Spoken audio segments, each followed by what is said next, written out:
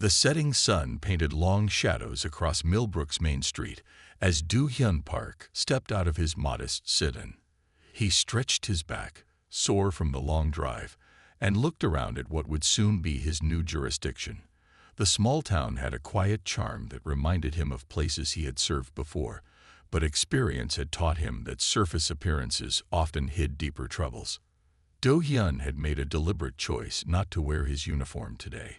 Instead, he wore simple jeans and a dark blue sweater. His police badge and credentials stayed tucked away in his pocket. After 20 years in law enforcement, he had learned that the best way to understand a new place was to see it through a civilian's eyes first. The evening air carried the scent of fresh bread from Mason's bakery, mixing with the earthy smell of recent rain. Do-hyun walked past small shops closing for the day, their owners flipping signs from open to close. A few people hurried past him, some giving him quick sideways glances before looking away. He noted their reactions carefully but kept walking. "You must be new here," called out an elderly woman sweeping the sidewalk in front of her flower shop. Her name tag read Mrs. Thompson. "Just arrived," Do-hyun replied with a polite smile. "Getting to know the area." "Well, be careful walking around after dark," she said, lowering her voice. "The police here can be particular about new faces." Do-hyun nodded, storing away this piece of information. "Thank you for the warning," he said. His appointment as police chief would begin officially next week, but already he was gathering valuable insights about his new department. As he turned onto Oak Street, one of the town's more affluent areas, he noticed the change in atmosphere. The houses grew larger, the lawns more manicured, security cameras watched from discreet corners, and the streetlights seemed brighter somehow. A patrol car rolled past slowly, and Do-hyun observed how the officers inside carefully tracked his movement. He had chosen this time and place deliberately. His personnel files had shown that most complaints about police harassment came from this neighborhood, usually involving people of color who didn't belong. As a Korean-American police chief, Do-hyun knew he would face challenges, but he believed in leading by example. The patrol car passed him again, moving even slower this time. Do-hyun continued his walk, maintaining a calm demeanor while mentally noting the car's number. He had reviewed the duty roster earlier. Officers Kim and Lee would be working this shift. Already, they were demonstrating the behavior patterns he had read about in the department's complaint files. A group of children played basketball in a driveway ahead. They paused their game as he approached, and Do-hyun smiled, raising his hand in a friendly wave. The kids waved back hesitantly, but their parents quickly called them inside, more telling information about the community's dynamics. Do-hyun stopped at a small park, sitting on a bench to write some notes on his phone. His first impression confirmed what the hiring committee had told him. Millbrook needed significant changes in its police culture. The town itself seemed pleasant enough, but the undercurrent of tension was impossible to miss. The patrol car appeared for a third time, now moving at a crawl. Do-hyun could see the officers inside speaking into their radio. He knew what would likely come next, and he had made a conscious decision to let it play out. Sometimes, the best way to expose a problem was to experience it firsthand. As the sun disappeared completely and streetlights flickered to full brightness, Do-hyun stood up and began walking again. He heard the patrol car's engine rev behind him and took a deep breath. His first test as Millbrook's new police chief was about to begin, several days earlier than officially planned. The patrol car's lights flashed bright blue and red, cutting through the evening darkness. Officer Tae-won Kim stepped out first, one hand resting on his belt. His partner, Officer Jae-ho Lee, emerged from the passenger side, flashlight already drawn and pointed at Do-hyun. "Sir, stop right there," Officer Kim called out. His voice carried the false politeness that Do-hyun had heard too many times before. "We've had reports of suspicious activity in this area." Do-hyun stopped walking and turned slowly to face them. He kept his hands visible at his sides, knowing every movement would be scrutinized. "Good evening, officers," he said calmly. "Is there a problem?" Officer Lee moved closer, His flashlight beamed steady on Do-hyun's face. "We'll ask the questions here. What are you doing in this neighborhood?" "Taking a walk," Do-hyun replied simply. "I wasn't aware that was against the law." The officers exchanged glances. Officer Kim's polite mask slipped slightly. "ID," he demanded, holding out his hand. Do-hyun thought carefully about his next move. His police chief credentials sat in his pocket, but showing them now would end this interaction too quickly. He needed to understand exactly how his officers treated civilians who didn't have a badge to protect them. "May I ask why you need to see my ID?" Do-hyun asked. "I'm not driving, and I haven't broken any laws." Officer Lee stepped closer, his flashlight beam unwavering. "Listen here," he said, his voice harder now. "This is a nice neighborhood. We look out for people who don't belong." "And how do you determine who belongs?" Do-hyun asked quietly. The question hung in the air like smoke. Officer Kim's face tightened with anger. "On the ground now," he shouted, drawing his taser. "Hands where we can see them." Do-hyun slowly raised his hands but remained standing. "Officers, I don't believe this is a lawful order. I have broken no laws, and you have no probable cause." "Resisting arrest," Officer Lee announced, moving to grab Do-hyun's arm. His grip was unnecessarily tight, his movements aggressive. "I'm not resisting anything," Do-hyun said clearly, his voice steady despite the rising tension. "I'm simply asking you to explain your actions." Officer Kim holstered his taser and pulled out handcuffs instead. "You want to play games? Fine. We can do this the hard way." Together, the officers forced Do-hyun to his knees, their movements rough and practiced. Do-hyun remained calm but did not help them, making them work for every motion. He could feel their frustration growing with each passing moment. "Last chance," Officer Kim growled. "ID. Now, or things get worse." Do-hyun looked up at him steadily. "I would like to speak with your supervisor." Officer Lee laughed, a harsh sound in the quiet street. "Oh, you'll meet the sergeant soon enough. But first, we're going to teach you how we handle troublemakers in Millbrook." Officer Kim reached for something in the trunk of their patrol car. Do-hyun heard the rough sound of rope being pulled across metal. His heart beat faster, but his face remained calm. He had expected misconduct, but this was beyond what he had imagined. "You're making a mistake," Do-hyun said quietly. "No, you made the mistake," Officer Lee replied, checking the handcuffs one more time. "You should have shown ID when we asked. Now you get to learn why people in this town cooperate with police." As Officer Kim returned with the rope, Do-hyun saw several curtains twitch in nearby houses. Witnesses, but none stepping forward to help. Another piece of information about his new jurisdiction, bought at a personal price. The night was about to become much longer, and much more revealing than even Do-hyun had planned. Officer Kim secured one end of the rope to the back of the patrol car, while Officer Lee held Do-hyun firmly in place. The rough pavement pressed against Do-hyun's knees, but he remained perfectly still, watching their every move with careful attention. "Last warning," Officer Kim said, pulling the rope tight. "Show us your ID, and maybe we handle this differently." Do-hyun looked directly into Officer Kim's eyes. "What you are doing is illegal. There will be consequences." Officer Lee yanked Do-hyun's arms behind his back, tightening the handcuffs another notch. "Hear that, Kim? He's threatening us now." "We'll add that to the charges," Officer Kim replied, working with the rope. "Resisting arrest, threatening officers, suspicious behavior."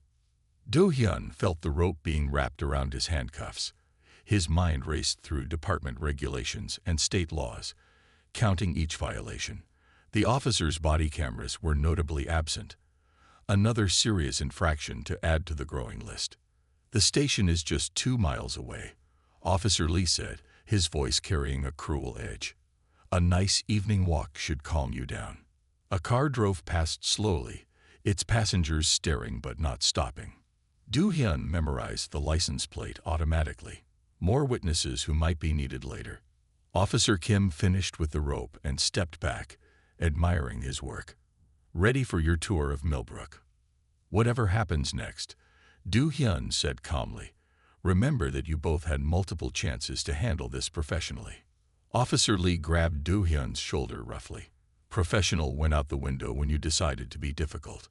Now you get to learn how we deal with difficult people. The patrol car's engine started with a low rumble. Do-hyun felt the rope go tight. His training told him to resist, to identify himself now before things got worse.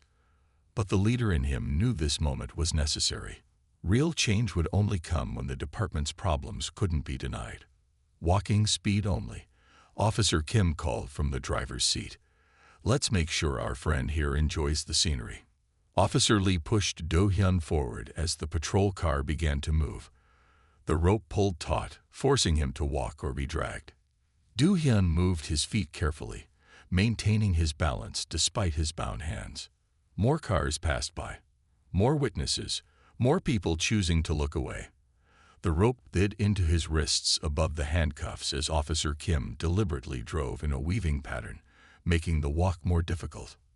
Having fun yet? Officer Lee asked, walking alongside with his hand still on his weapon. Ready to show that ID? Do-hyun remained silent, focusing on keeping his footing. Each step brought them closer to the station, closer to the moment when everything would change. He could see lights coming on in houses as they passed, curtains moving, phones recording. The evidence was building. The patrol car picked up speed slightly, forcing Do-hyun to walk faster. His shoes scraped against the pavement as he worked to stay upright. The rope's constant pull made his shoulders ache, but he kept his face neutral, denying the officers the reaction they wanted. Almost there, Officer Kim called out, deliberately turning too sharply at a corner. Unless you'd like to end this now. Keep going, Do-hyun said steadily. The station is exactly where we need to be. Officer Lee's face darkened at Do-hyun's continued defiance. You're really determined to learn this lesson the hard way, aren't you? The station's lights appeared ahead, a bright beacon in the growing darkness. Soon, Do-hyun knew everything would change. But first, these officers needed to complete their display of power. They needed to reveal exactly who they were and what they were willing to do. The rope pulled tighter as they approached their destination. Do-hyun's shoulders burned, his wrists ached, but his mind remained clear. He had seen enough. More than enough. The patrol car finally stopped in front of the police station. Officer Kim turned off the engine while Officer Lee pulled Do-hyun toward the entrance, the rope still attached to his handcuffs. The station's bright lights illuminated every detail of the scene. Sergeant Hejun Choi stood at the front desk, reviewing paperwork. He looked up as the doors opened, his expression changing from routine interest to shock as he saw the state of their prisoner. What is going on here? Sergeant Choi asked, his voice sharp with concern. Got ourselves a troublemaker, Sergeant, Officer Kim announced proudly. Refused to show ID, resisted arrest. Sergeant Choi stepped closer, his eyes narrowing as he studied Do-hyun's face. The color drained from his features as recognition dawned. Officers, he said quietly, remove those restraints immediately. But Sergeant, he was. Officer Lee began. Remove them now. Sergeant Choi's voice echoed through the station. Other officers began emerging from their desks, drawn by the commotion. Officer Lee fumbled with the handcuff keys while Officer Kim untied the rope. Do-hyun stood perfectly still, his posture straight despite the discomfort. He watched as understanding slowly spread across the room. Officers, Sergeant Choi said, his voice tight with barely controlled anger, you just dragged your new police chief behind your patrol car. The handcuffs fell away with a metallic click.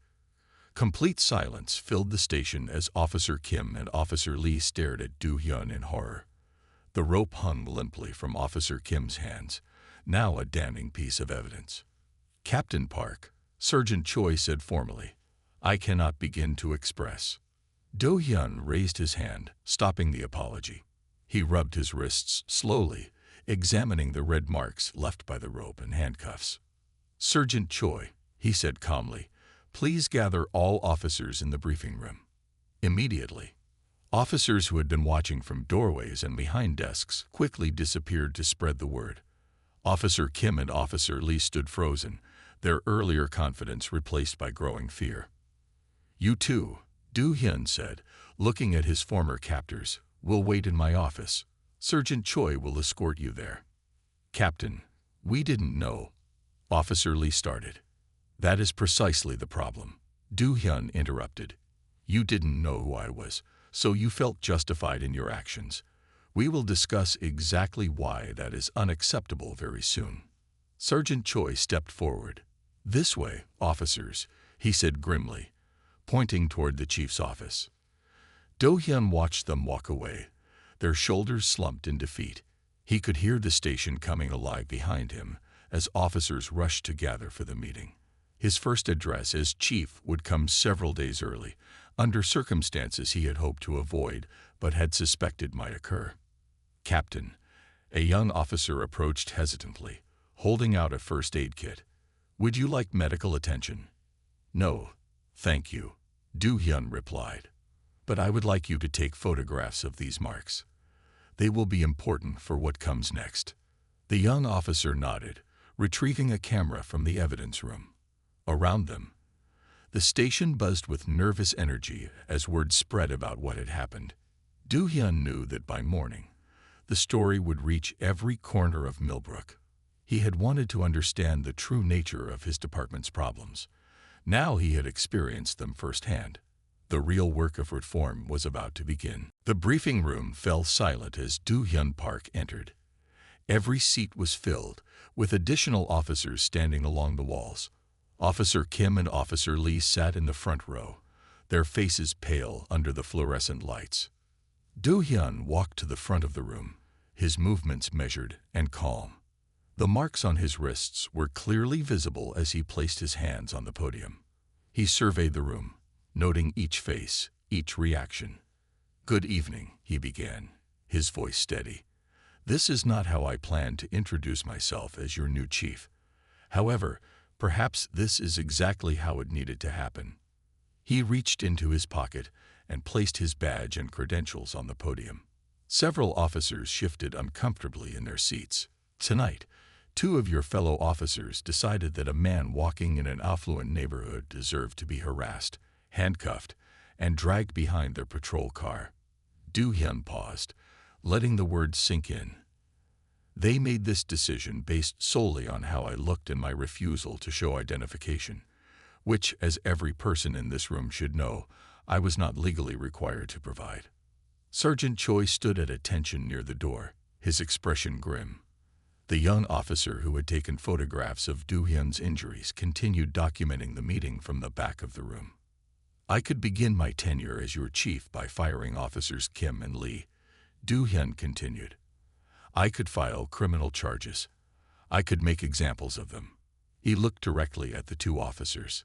But that would not solve the real problem. The tension in the room grew thicker. Several officers looked at the floor, unable to meet their new chief's gaze. The real problem is not just 2 officers. It is a culture that made them believe their actions were acceptable. It is a department that has forgotten its primary mission: to protect and serve all members of our community, regardless of their appearance or neighborhood. Do-hyun pulled out a stack of papers from a folder on the podium. "In these files are every complaint filed against this department in the past 5 years. Patterns emerge. Certain neighborhoods, certain demographics, certain officers. Starting tomorrow, everything changes." He began outlining his immediate actions: new body camera policies, mandatory de-escalation training, community oversight committees. With each point, he could see the realization spreading through the room. Their new chief had experienced their worst behaviors firsthand, and he was ready to act. "Officers Kim and Lee will not be fired," Do-hyun announced. Several heads snapped up in surprise. "Instead, they will lead our new community outreach program. They will share their story, our story, with every cadet and officer in this department. They will help rebuild the trust they helped destroy." The 2 officers stared at him, confusion mixing with relief on their faces. "I am not here to punish," Do-hyun said firmly. I am here to reform, to rebuild, to remind every person in this department why they first put on the badge. He placed both hands on the podium, his injured wrists clearly visible. This is not about revenge. This is about responsibility, about change. The silence in the room felt different now. Less fearful, more thoughtful.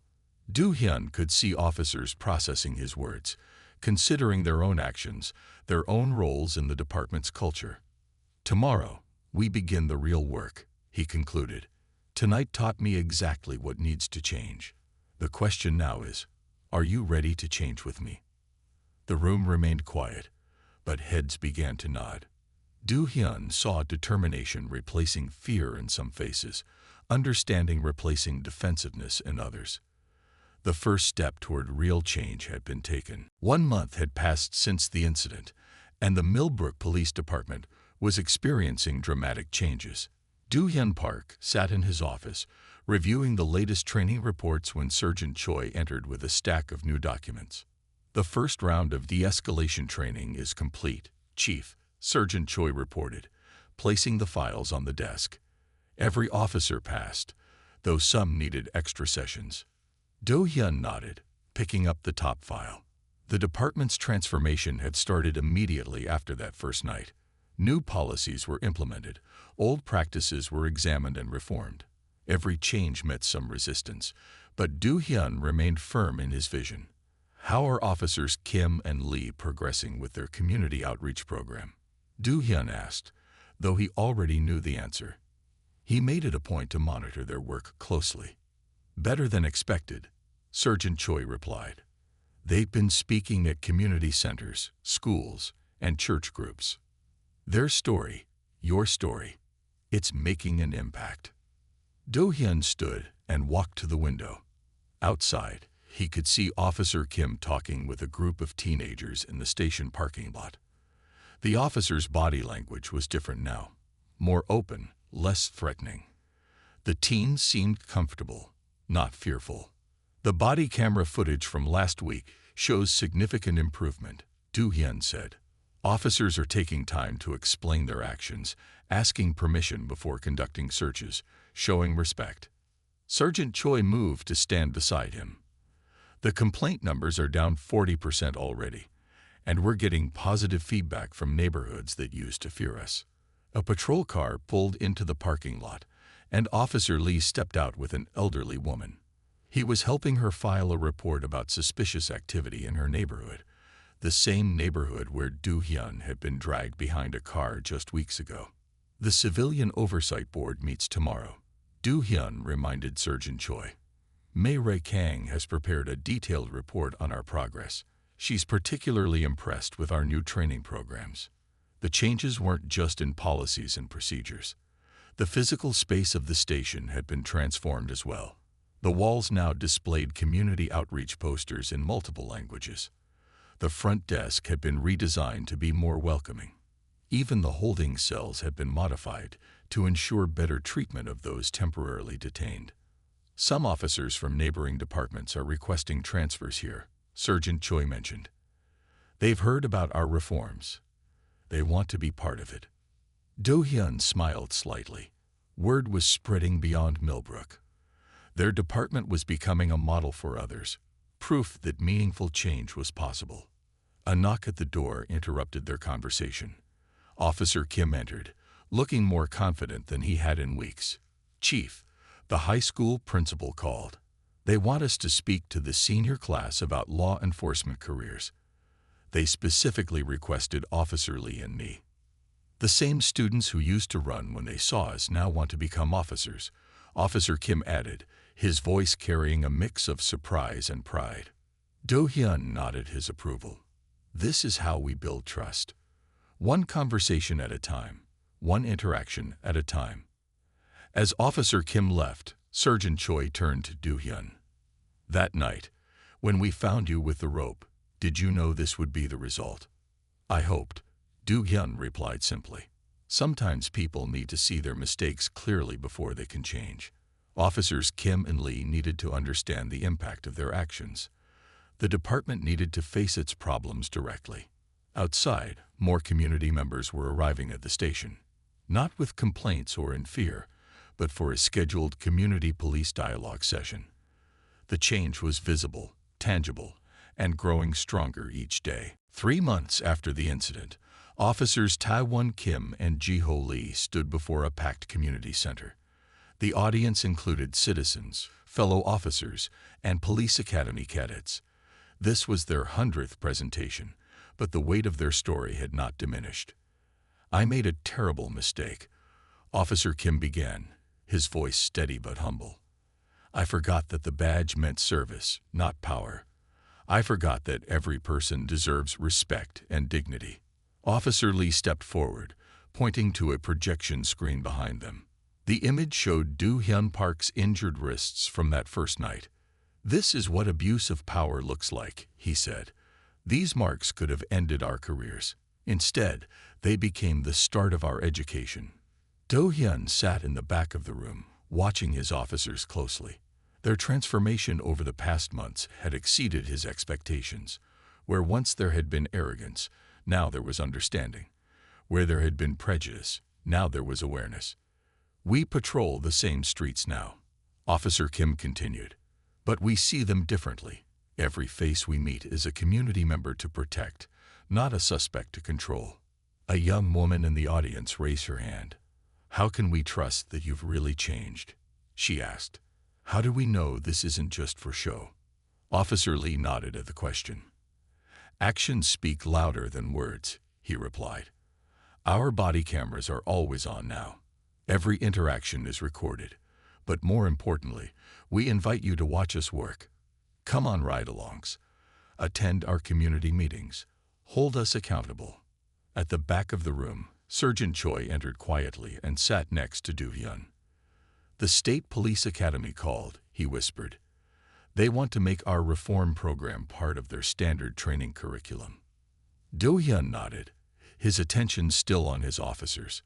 They were describing their new approach to community policing, sharing specific examples of how they had handled recent situations differently. "Last week, we saw someone walking through the Cedar Hills neighborhood at night," Officer Kim was saying. "The oldest would have stopped him immediately, demanded ID. Instead, we introduced ourselves, explained why we were there, and asked if he needed any assistance. Turned out he was a doctor, walking home after a long hospital shift," Officer Lee added. "We ended up learning about his work, his family, his concerns about street lighting in the area. Now we're working with the city to install better lights along his route." The audience was engaged, asking questions, sharing their own experiences. The tension that had once filled such meetings was replaced by genuine dialogue. Do-hyun could see his vision for the department taking shape in real time. After the presentation, several cadets approached Officers Kim and Lee for advice. Do-hyun overheard snippets of their conversation. Discussions about constitutional rights, de-escalation techniques, the importance of earning community trust. "Chief," Officer Kim called out, noticing Do-hyun, "would you mind joining us? These cadets have questions about implementing similar reforms in their future departments." Do-hyun walked to the front of the room, noting how naturally Officers Kim and Lee now included him in their presentations. Their shame had transformed into determination to help others avoid their mistakes. "The hardest part was facing ourselves," Officer Lee was telling the cadets, "admitting that we were the problem. But once we did that, real change became possible." The community center gradually emptied, but the impact of the evening's presentation would continue to spread. Through the redemption of 2 officers, an entire department was showing the path to reform. 1 year had passed since that fateful night. Do-hyun Park stood at the podium in the Millbrook City Hall, addressing a gathering of police chiefs and community leaders from across the state.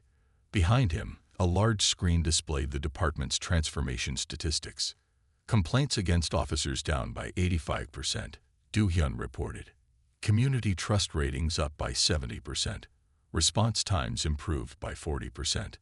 But numbers tell only part of the story." He gestured to Officers Kim and Lee, who sat in the front row. The real change is in the daily interactions between officers and citizens, the small moments that build trust and understanding. The audience listened intently as Do-hyun shared specific examples. The elderly woman who now brought cookies to the station every week. The teenage boys who waved to patrol cars instead of running away. The local businesses that kept their doors open later, feeling safer with the new police presence. Our officers no longer measure success by the number of arrests. Do-hyun continued. They measure it by the number of problems solved, relationships built, and conflicts prevented. Sergeant Choi approached the podium with a fresh report. The state governor had just signed new legislation based on Millbrook's reforms, requiring similar changes across all police departments. Do-hyun smiled slightly as he shared this news with the audience. But perhaps the most significant change, Do-hyun said, is in the officers themselves. He turned to officers Kim and Lee. Would you please join me? The two officers walked to the podium. Their uniforms were the same, but their bearing was completely different from a year ago. They stood straighter, looked people in the eye, carried themselves with quiet confidence rather than aggressive authority. These officers could have been fired, Do-hyun told the audience. Instead, they became the strongest advocates for change. They have trained over 1,000 officers, spoken at hundreds of community meetings, and helped write our new department policies. Officer Kim stepped forward. A year ago, we thought power came from fear, he said. Now we know it comes from respect, from understanding, from service. Officer Lee nodded in agreement. We don't just enforce the law anymore, he added. We build community. We solve problems. We help people feel safe, not afraid. The presentation concluded with a video montage showing the department's new initiatives. Community basketball games with officers, police-hosted neighborhood cookouts, ride-along programs for citizens, and training sessions where officers learned from community members.